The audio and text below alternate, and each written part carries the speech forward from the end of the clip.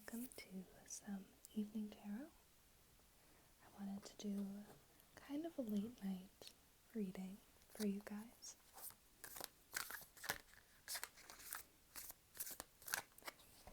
This can be considered a sort of energy check-in, or maybe there's something weighing on your mind that the cards can address. Whatever it is,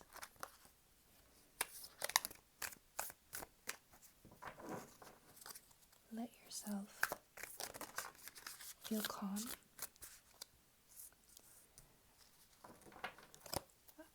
Relax your jaw, relax your shoulders.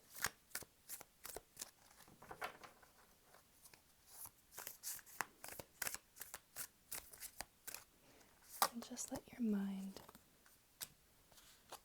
wander.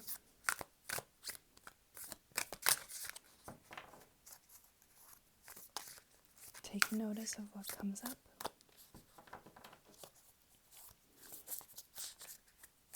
And as I draw the third card, I hope that you would use this reading as confirmation and not expect it to tell you anything new, because the cards won't. They are to help your own intuition, your own higher knowing, to confirm those things for yourself and nothing more, and only if it resonates. If it doesn't resonate, leave it at the door. Okay, so we actually have an extra card to start out with, so we'll have 4. First we have the 7 of Cups, the 3 of Swords,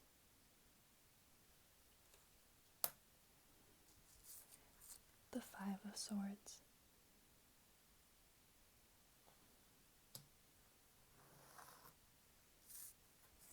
and the Knight of Swords. So, it would seem that this is a very turbulent time, or it feels that way. A lot of stress, a lot of confrontation, and I'm sensing that some of these confrontations that we find in our 5 of Swords may be sort of pointless little fights. Maybe with someone in your life, maybe with yourself, things that are sort of nitpicking, things that escalate further than they should. And I think that this 3 of Swords is really a heartbreak around that, a sort of tension around that. And part of the heartbreak may be that these fights keep reoccurring, and they may reoccur around the same subject, or they might give you the same feeling over and over again. And so we might know that something isn't the best for us, or we might be unwilling a little bit to look at that, to know that what's happening cannot be sustained.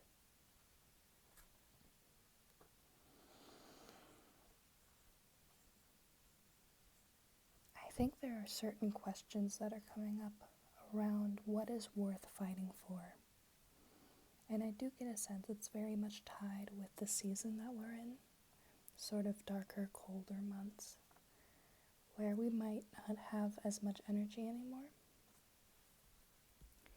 And so we are questioning, what is worth my energy? What is worth the fight? What am I gaining? Who is losing? And what am I compromising in order to keep doing this? Whatever that may be. I'm sensing some hesitation. A hesitation that you don't really want, or you don't you may not think of it as characteristic for you to hesitate in the way that you are. I do see a little bit of a slipping of boundaries. And that isn't necessarily a bad thing, because we may be in need, and Spirit may be pointing us to needing to reevaluate what that boundary even is, if it's constructive to us, if it was maybe made in another time where a similar thing was occurring, or perhaps it was created out of a need, a desire, or a feeling of needing to protect oneself that is no longer the case. I'm sensing a sort of feeling of being trapped between what's comfortable and what you know you're capable of. A feeling of knowing you're ready, and yet there's some sort of, not necessarily a blockage. I don't think it's that. I do think it's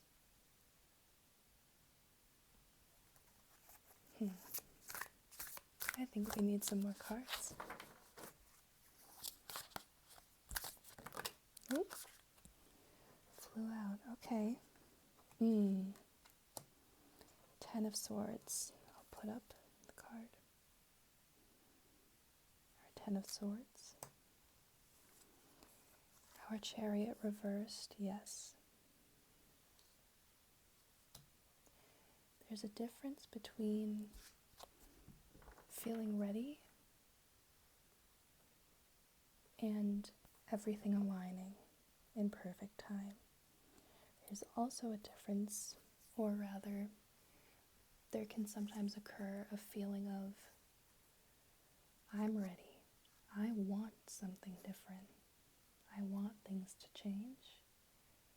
And yet we haven't really addressed something that we're running from. I think there is something at the root of the kind of fights that are occurring, again, whether that is fights within yourself or fights sort of interpersonally or circumstantially.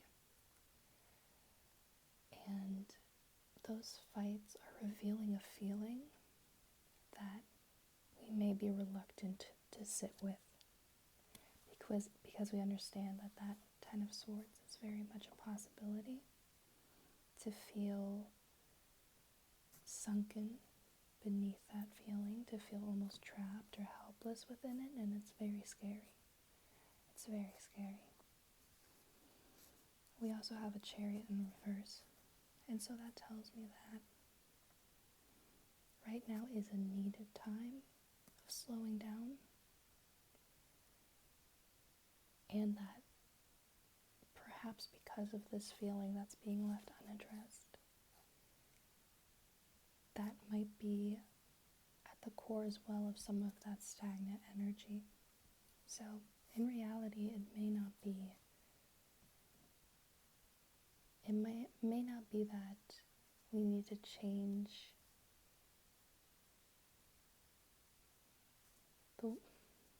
the way this is coming through. It's right, if I'm fighting with another person over and over again, and it's over the same little things, in reality, it may not actually be that there's a problem with this person, that we have a huge difference, and I need to step away.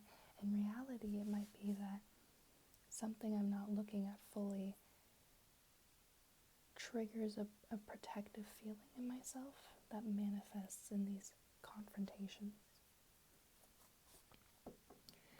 And after sitting with a feeling like that, things may resolve more easily, or it might be a slower escalation, or it may be now that once we understand where this energy is coming from, this sort of wanting to pick a fight, that will completely go away, because one can understand where these things are coming from, where they're originating from. And it's very funny because despite this reading having this certain topic, I feel very at ease and at peace, because I think that this is a sort of transitional reading. I think many people are already in the process of learning to lean into that feeling and sitting with it and realizing, even though it is heavy, it's not so scary, and it's not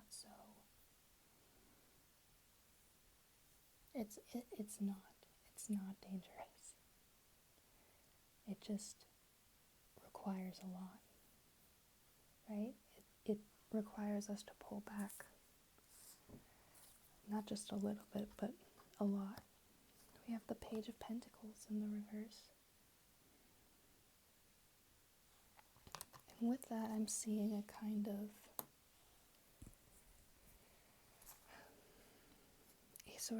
right, it's the winter, things aren't supposed to be growing, and maybe we're having a tough time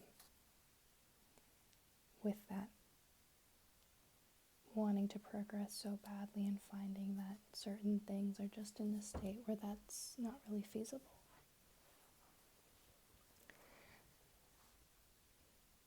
From the Page of Pentacles in the reverse, I'm feeling a kind of return to detail, reassessing things in your progress, in your process. And this may be related to your emotions, right? How do you engage with and take care of your emotions? Whether that's, do you want to reevaluate how you journal, or how you talk about it, or who you talk about it with. But I also see this expanding into other areas of your life where you may have felt some of that tense energy we've been sensing in the rest of the reading spilling over into. So if it's art or some sort of creative activity, looking at where those points of tension are, and not even trying to change them, but simply sitting with them and seeing what they might reveal to us. That could, in actuality, be very nourishing and helpful. And again, this could be in work as well, or could be in relationships. These are all possibilities. I will briefly shift to some oracle cards and to see them in relation to some of these tarot cards, if they can illuminate anything further.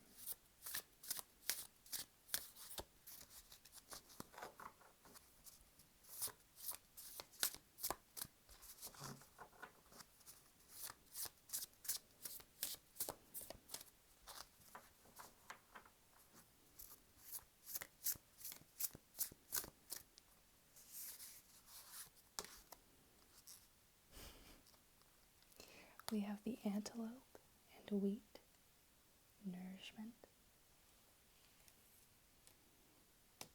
It's always funny how these things work out. To me, that is a confirmation of especially looking at those areas in our life where we want progress and may not see it. Again, going to those tension points, sitting with them, meeting them, letting them exist as they are. I also feel it's a confirmation that this is the right thing. But even if these feelings or these sensations or these processes are scary and can feel like they threaten our sense of self, in reality there is so much to be gained. So much we can get out of it.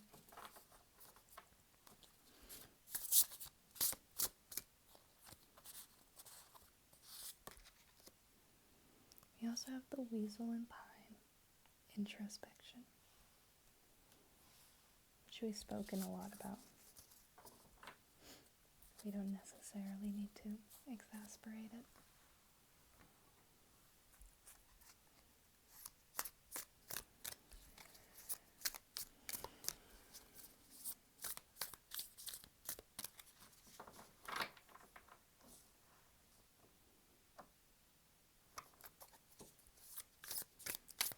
I wanted one more card. Any other support that can be offered? We have the Wheel of Fortune, a beautiful card.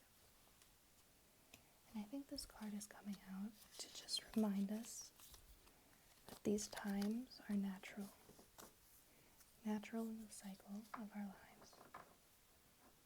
And they don't necessarily mean anything. Of course, our feelings are real.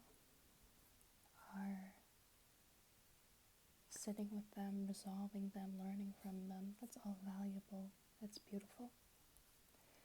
But there doesn't need to be any judgment for having them, or to resent oneself for slowing down, for not being where they think they need to be, or where they feel they should be, or feeling like I've taken a step back.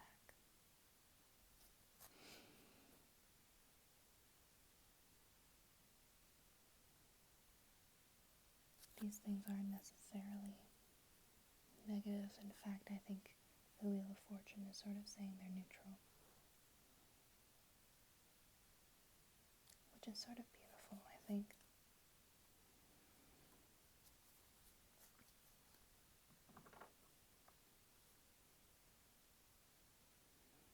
Alright, well, I'm not hearing many more messages, so I think that is a good place to stop.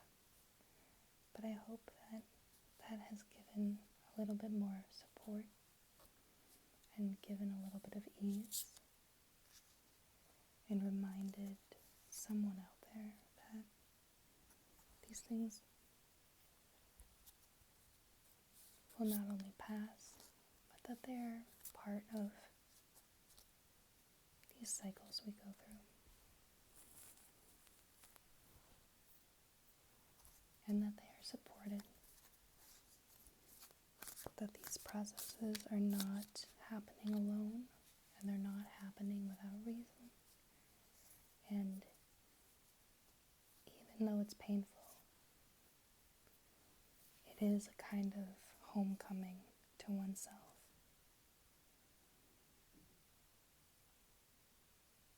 Okay, well, thank you again for tuning in.